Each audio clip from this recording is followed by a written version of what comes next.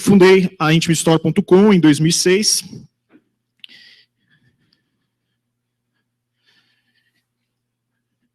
Formado em administração de empresas, tem algumas especializações em gestão de pequenas e médias empresas e também em varejo. Acredito muito no associativismo como um mecanismo, como uma ferramenta de desenvolvimento do mercado e da sociedade. E eu sou diretor da Alobras, que é a Associação de Lojistas do Brás, desde 2005, e sou colaborador da ABECOM. Outra ferramenta fundamental de desenvolvimento do mercado e da sociedade é a educação. E eu sou sócio e conselheiro do Canal do Ensino, que é uma startup, canaldoensino.com.br, eu convido todos a visitarem, que traz informações de qualidade sobre o mercado de ensino, e que hoje tem mais de 1 milhão de acessos mensais, únicos. E sou professor da ComSchool. Muito bem. O convite aqui para tratar de oportunidades e desafios do mercado digital, né? Mais especificamente de e-commerce. E aí eu pergunto para vocês, quantos de vocês já compraram moda pela internet? Bastante. E moda íntima, quantos? Isso eu chamo de oportunidade.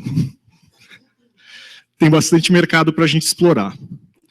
Eu costumo brincar com as minhas amigas, né? Eu faço uma pesquisa de campo e eu costumo brincar com elas dizendo o seguinte: ou você está me traindo, ou suas calcinhas estão todas rasgadas. Muito bem, a Intimistore, a gente atua lá com 2 lojas físicas, a gente atende o atacado e o varejo. Temos também o catálogo, que auxilia nossas clientes revendedoras a atender o seu público. E temos a loja virtual, a intimistore.com. A intimistore.com nasceu em 1955, quando meu pai veio do Líbano para o Brasil. Ele veio sem recursos, ele tinha 15 anos, veio com a mãe e os irmãos, órfão de pai, sem recursos, tinha interrompido os estudos no Líbano, e chegou aqui e se estabeleceu numa cidadezinha pequena, no interior de Goiás, chamada Pires do Rio. E chegando lá, ele percebeu que ele não teria oportunidade de vencer, de crescer. E então, ele juntou as poucas economias, e assim que fez 18 anos, ele veio para São Paulo, com 2 coisas fundamentais: vontade de vencer e sem medo de trabalhar. Então, com aqueles poucos recursos, ele começou a comprar roupa, conseguiu uma licença, e na feira ele iniciou em 1960. Meu pai tinha o atendimento como diferencial. As pessoas que querem vencer, normalmente fazem um atendimento fora normal, fora do padrão. Isso o cliente sente. E ele agregava nisso, além desse atendimento diferenciado, a disposição de entregar um produto de qualidade para os clientes, desde sempre. E com isso ele prosperou, abriu uma loja de varejo na Rua Silva Bueno, no Ipiranga, depois abriu uma segunda loja de varejo, e em 1966 ele fundou a Confecções Cleutex, e ele tomou uma decisão estratégica: sair do varejo do Ipiranga e ir para o Brás. E lá na Rua Maria Marculina, 424, ele instalou a Confecções Cleutex em 1966, onde até hoje nós temos a loja número 1 da Intimistore. Então, uma empresa que hoje, até hoje, nós atuamos com o mesmo CNPJ. Isso eu acredito que dá para ter uma noção da lisura, da honestidade da operação. Ele começa confeccionando calças, sempre com esse diferencial, fazer algo diferenciado, de qualidade. Naquela época era muito comum calças fora de padrão, cavalo errado, modelagem para aproveitar o tecido. Vendia-se de qualquer forma. Meu pai sempre prezou por fazer um produto de qualidade. E isso realmente fez com que ele prosperasse. Em 73 ele já estava fabricando e vendendo 200 mil calças mês. E assim foi, até que em 1980 ele toma uma decisão já visando a qualidade de vida dele e da família. Ele estava sozinho, 200 mil calças mês, dezenas de oficinas de costura, dezenas de funcionários, ele estava sobrecarregado e ele percebia que estava comprometendo a qualidade de vida dele.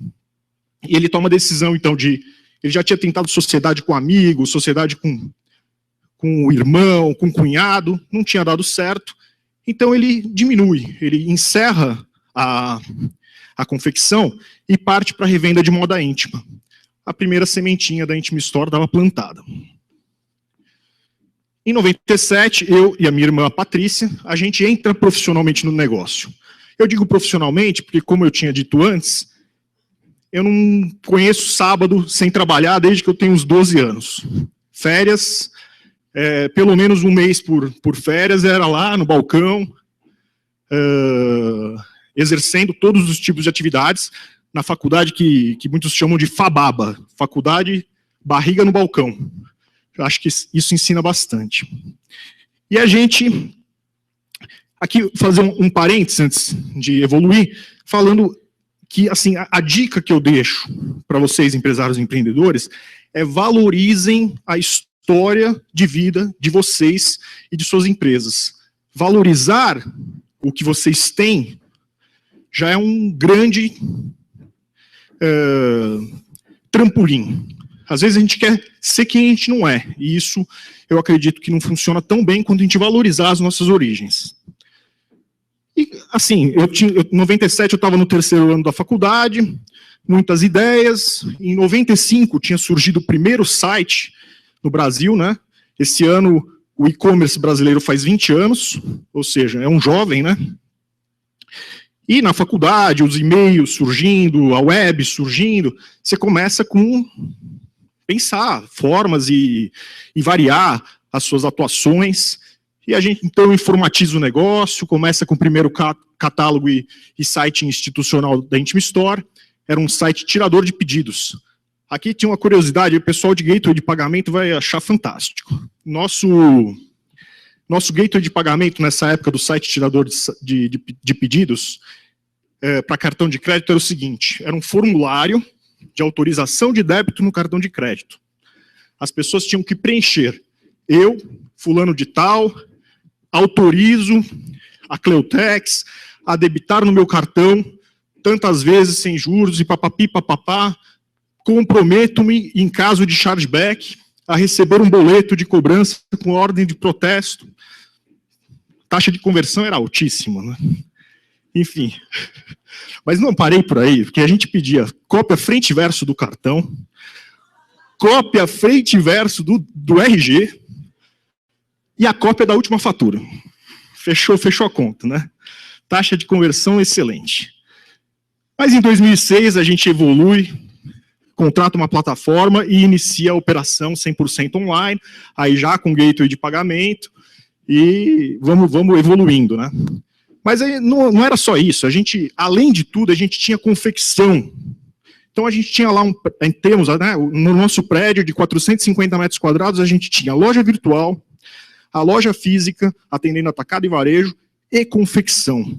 Imaginem a bagunça, né? Em 2010, então, a gente decide expandir a confecção. Abre uma nova loja, amplia a confecção e vamos tocando. Mas em 2012 vem um momento importante, onde eu e a Patrícia a gente decide definir o planejamento estratégico da empresa. E aqui, então, a gente senta e vamos colocar o posicionamento no papel. Algumas coisas estavam muito claras. Os valores. Essa parte foi a parte fácil. Isso já estava no DNA da empresa desde que meu pai a fundou. Ética, dedicação ao negócio, respeito às pessoas e busca pela excelência. Mas a missão foi algo que a gente tinha já subentendido, mas botar no papel foi fundamental, porque fez toda a diferença nas nossas próximas decisões. Valorizar a autoestima e a beleza natural das pessoas em cada fase de suas vidas. Nesse momento a gente percebeu claramente que nós não estávamos vendendo pijamas, não estávamos vendendo calcinhas, sutiãs, nós estávamos vendendo a oportunidade dos nossos clientes de se valorizarem sua autoestima e a sua beleza natural. Dessa forma, a gente então podia entender melhor o que a gente estava fazendo. E a nossa visão, tornar-se referência nacional no mercado de moda e beleza. Isso nos definiu, nos trouxe um foco. O foco da empresa não era mais vender produtos. O nosso foco era atender o cliente. Somado a isso, a loja virtual vinha apresentando um crescimento interessante. A gente identificou oportunidades no mercado digital. Poxa, o que é melhor para alguém que quer atender um cliente do que ter uma loja aberta 24 horas por dia, 7 dias por semana? Uma loja sem fronteiras. É muito comum a gente fazer pedidos internacionais. Ainda hoje, a gente não tem isso online, mas a gente capta muitos clientes de fora, Angola, Bolívia, Estados Unidos, que vêm o site e fazem os pedidos offline, a gente faz a transação. Um mercado nascente em alto crescimento, né? Nessa era Dilma, com taxas negativas de crescimento, a gente tem um mercado que cresce 25%, 30% ao ano. Então isso é realmente muito vigoroso. A gente precisa participar disso. E com uma tendência de universalização de acesso. É muito bacana ver, há 20 anos atrás, as pessoas não tinham acesso. Hoje em dia, a avó Terezinha, a avó da minha esposa, Paula, ela mora em Capivari, viúva, tem mais de 80 anos, mas todo dia está lá no Facebook, curtindo as fotos dos netos, dos bisnetos, dando pitaco nas receitas da família. Pô, é muito bacana isso, né? Ou seja, é questão de tempo para que haja uma universalização completa do acesso. E isso nos levou a uma decisão estratégica. Vamos focar no e-commerce e encerrar a confecção. Encerramos a confecção, pegamos todo o espaço que tínhamos da confecção na loja 2 e ampliamos as instalações e os investimentos na infraestrutura do site. Tudo que se faz na vida, isso aprendi num livro, tem que fazer o crédito para ele, que é o Roberto Chiniachik. Ele fala, tudo que se faz na vida tem fundamentos, desde jogar um esporte, desde um esporte, uma atividade, tocar um instrumento musical, tudo tem fundamentos. O e-commerce talvez tenha muito mais fundamentos do que esse, mas nós precisamos definir o foco. Então, nós temos hoje 5 fundamentos na Intima Store. O primeiro, fidelização dos clientes. Hoje a mídia é muito cara. É tão cara que é quase uma insanidade você ficar comprando mídia e esquecendo que você já tem o seu cliente. Você tem que cuidar dele. Né? Então, com foco na fidelização dos clientes, a gente faz toda a atuação do nosso e-commerce. Somos selo IBIT, com 6 meses de IBIT, nós atingimos o selo IBIT Ouro. Só não somos diamante porque ainda não temos o número de pedidos necessários para isso, eu acho uma injustiça, porque na realidade você precisa ter muito pedido para ser diamante. Mas vamos chegar lá. O Reclame Aqui é uma história muito legal, porque a primeira vez que nós recebemos a reclamação no Reclame Aqui, o José, nosso consultor, ele falou assim, já faz de tudo para não entrar nessa reclamação. Não deixa entrar, vamos ser a loja virtual que não tem reclamação no Reclame Aqui. Eu nunca faço isso. Contrariar o consultor normalmente dá azar. Mas dessa vez eu contrariei.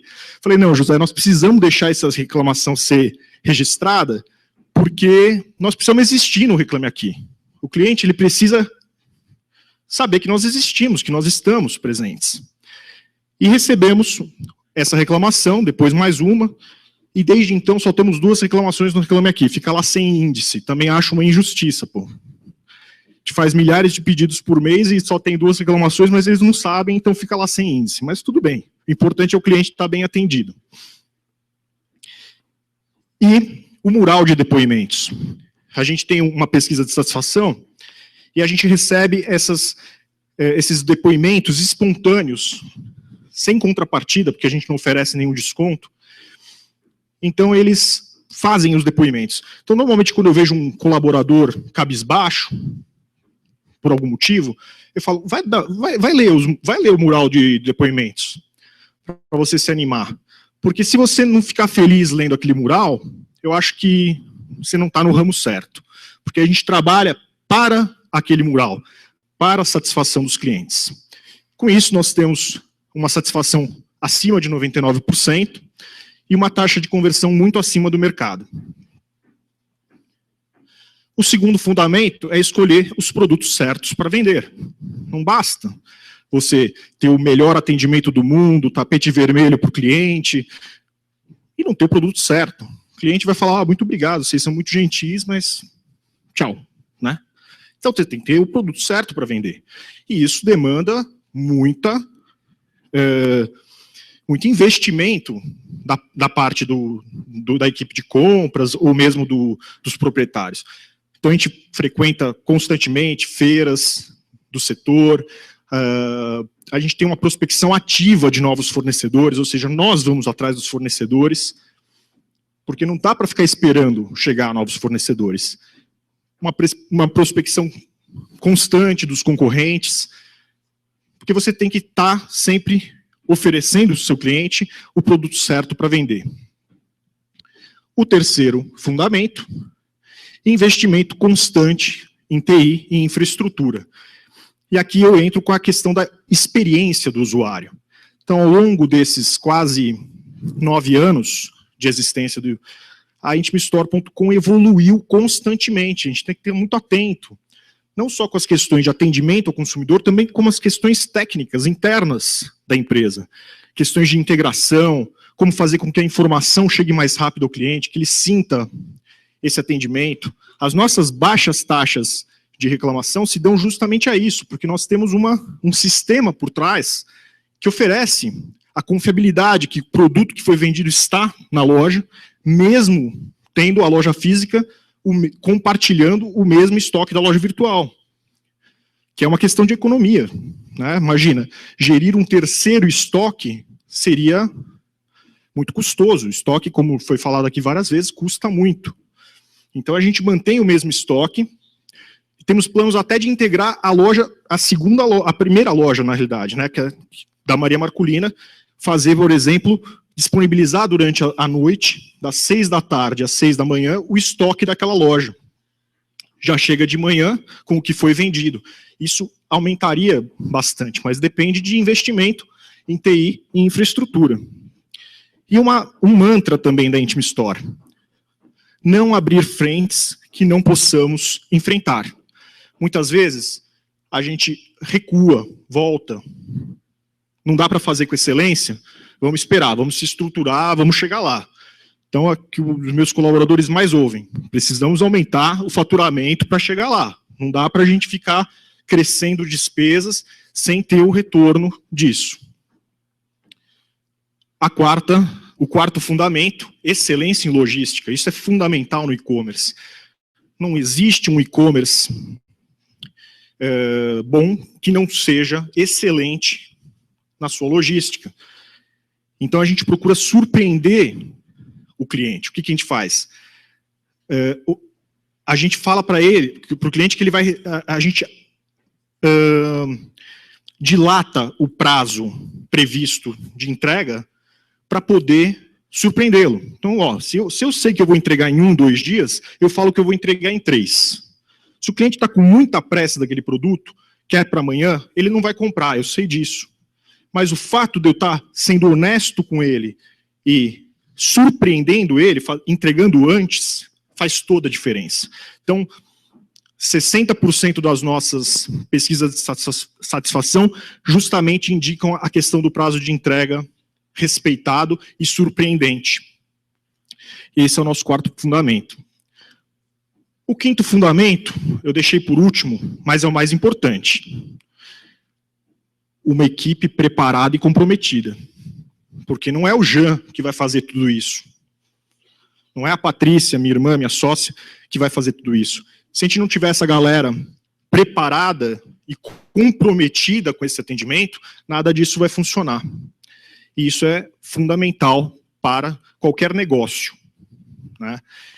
E aqui tem histórias muito legais, né? O André está lá atrás, e está lá atrás ele era cortador da nossa confecção. E aí eu cheguei para ele em 2012, André, eu tenho uma notícia, eu não vou falar se é boa ou má, mas nós vamos encerrar a confecção.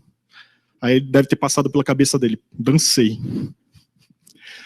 Aí eu falei, só que é o seguinte, a gente não está interessado no André cortador, a gente está interessado no André profissional e comprometido com a empresa que você é. E nós temos um cargo para você como chefe da logística. O que você acha? Ele topou na hora e está conosco até hoje. A Ana, quando começou, né, Ana? Cubículozinho na loja 1. Você foi meio louca, né? E eu falo, acredita, confia, vamos lá, vamos junto, tal. E fomos, e daí para a loja 2, um novo escritório e tudo mais. Na época a Amanda também, que está aqui, era nossa colaboradora, também presenciou isso. Aí até, e vencendo cada etapa, porque é um crescimento orgânico, nós nunca recebemos aporte, os investimentos todos foram feitos. É interessante dizer que em 1997, quando eu assumi com a Patrícia profissionalmente, a empresa tinha 5 colaboradores. Meu pai tinha reduzido bem o negócio. Então, cada cargo que foi se criando era um cargo novo para mim, que estava no 3º ano da faculdade. Cada cargo que se abria, hoje a Ana é coordenadora de e-commerce. Então, tudo novo. E a necessidade de a gente estar presente em todos os eventos, assinando todas as newsletters, presenciando cada etapa da formação da loja virtual. É muito importante o profissional se informar. Não preciso dizer isso para vocês estão aqui, né? Então já dá a entender que vocês fazem isso também. A Flávia e o Everton, que também estão aqui na foto, estão lá atrás, entraram como estagiários de ensino médio, jovens aprendizes, e hoje compõem a nossa equipe de marketing e cadastro de produtos já efetivados na empresa. Então, na realidade, a gente formou toda a nossa equipe. A gente não foi atrás de um gerente de e-commerce que vai querer ganhar milhares de reais numa etapa da empresa que não é possível pagar milhares de reais. Porque uma coisa é, o gerente de e-commerce ganha tantos mil reais. Ok, mas a minha empresa não tem esse potencial, não consegue pagar esse salário. Então a gente formou a nossa equipe e estamos juntos. Essa foto eu achei muito legal, porque lembra o livro A Estratégia do Oceano Azul, né? As empresas, elas vão enfrentar desafios, mas tem que ver os desafios como oportunidades. Sair do aquário cheio de peixe e pular para um aquário onde você possa nadar sozinho. O Brás, como foi colocado, é um mercado predatório, não só pela concorrência de preço, pela concorrência geral, mais de 5.000 lojas, mas pelo comércio informal também. Hoje a chinesada, os bolivianos estão lá, né, vivendo um momento que é difícil você competir, porque é um mercado informal, não tem nota, não tem nada. Então, quer dizer, eu vou brigar com esses caras, eu vou achar o meu caminho, eu vou fugir disso, eu quero sair daí. Então não vou brigar preço, eu quero brigar por ter o melhor atendimento, por ter o produto certo, por ser inovador. Então essa é a proposta. E aqui, daqui para frente, quantos desafios vão aparecer, né? A palestra bacana do Nelson, da Decathlon, Omnichannel, o cliente não vê mais diferença entre o que é loja física, o que é loja virtual, o que é mobile, o que é redes sociais. Ele quer ser atendido e ponto. Isso pode parecer óbvio, mas é difícil você operacionalizar tudo isso, né? Eu acho que a Decathlon, até pela sua força e presença de mercado, está fazendo um trabalho fantástico, né? Poucas multinacionais ou mesmo empresas grandes conseguem fazer um trabalho tão bem feito quanto o deles. Mas é um desafio que nós temos que encarar como uma oportunidade. Mobile não precisa nem dizer, né? Eu particularmente me assustei, porque eu fechei 2013 com 8% de acessos mobile e fechamos 2014 com 25% de acessos ao site intimistore.com via mobile. Ou seja, dá para ignorar? A plataforma responsiva é o que o Nelson falou, na realidade aquilo vai ser mais, vai virar o jogo. Hoje, a primeira tela do brasileiro é o smartphone, não é mais. A pessoa, ela opta por comprar um bom smartphone e não tem em casa nem um notebook, nem nada. Se tiver, vai ter no trabalho. Então as nossas plataformas, as nossas atuações, o nosso jeito de expor os produtos tem que ser inteligente, tem que estar preparado para isso, né? Essa semana eu fui assistir uma palestra também que falava de experiência do usuário e o palestrante justamente coloca a necessidade dos sites serem projetados para mobile e depois expandidos para as outras telas. Legislação, né? O Brasil é um país curioso, né? Porque parece que o governo joga contra o empreendedor. Então, é criado leis que o livre mercado, a livre concorrência poderia resolver, como a lei da entrega com hora marcada. Poxa, se eu quero comprar com hora marcada, eu vou comprar de quem me ofereça. Se o site não consegue ter essa capacidade, eu não posso obrigá-lo a ser. Quem vai mandar é o consumidor. E várias legislações que são criadas. Algumas ajudam, né? Por exemplo, a lei do arrependimento, de uma certa maneira, 7 dias, ela ajudou a popularizar o mercado de moda no Brasil.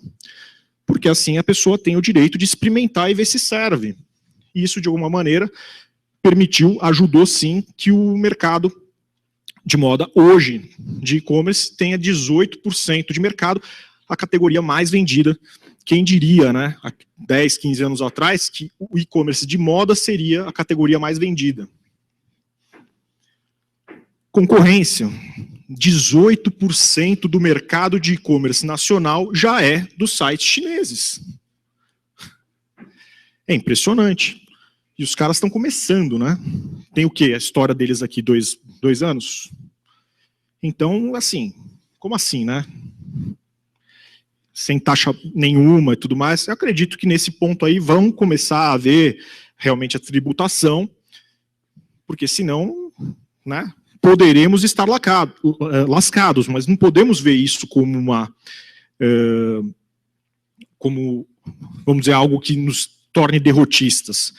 Temos que olhar os outros lados. A logística, o Brasil tem uma dimensão continental. O nosso principal parceiro, os Correios, acho que de todos os pequenos sites,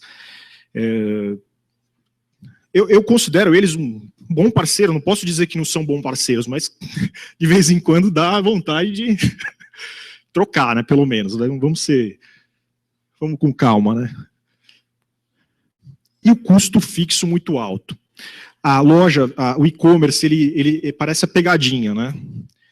Eu tenho uma máxima que diz que o profissional de e-commerce se torna profissional de e-commerce quando ele descobre que o Magento não é gratuito. Não existe almoço de graça. Não existe. Então, não caiam nessa ilusão. Tudo custa. O início pode ser muito barato. Oh, maravilha, vou montar uma loja na minha casa, o e-commerce, super barato. Mas na medida que você vai crescendo e se desenvolvendo, tudo é muito caro. Eu costumo dizer que uma loja de e-commerce é uma loja num ponto ruim. Você tem uma loja numa rua que não passa gente. Como que eu vou atrair gente? Usem a sua rede de contatos. Andem com cartões no bolso. Está passando na catraca do ônibus, dá para o cobrador o cartão.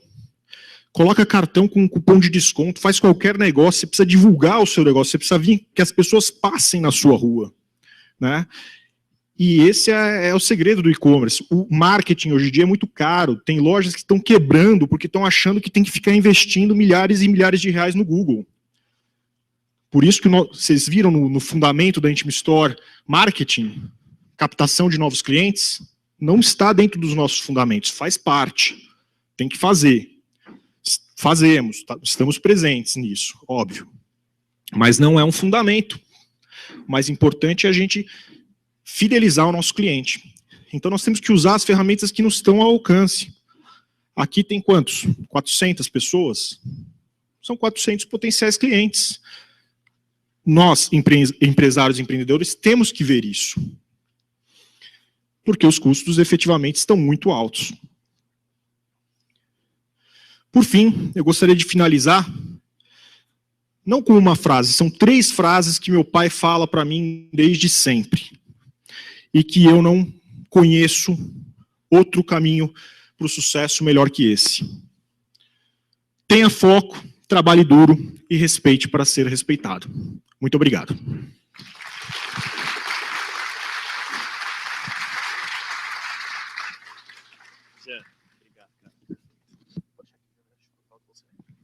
Obrigado, Jean.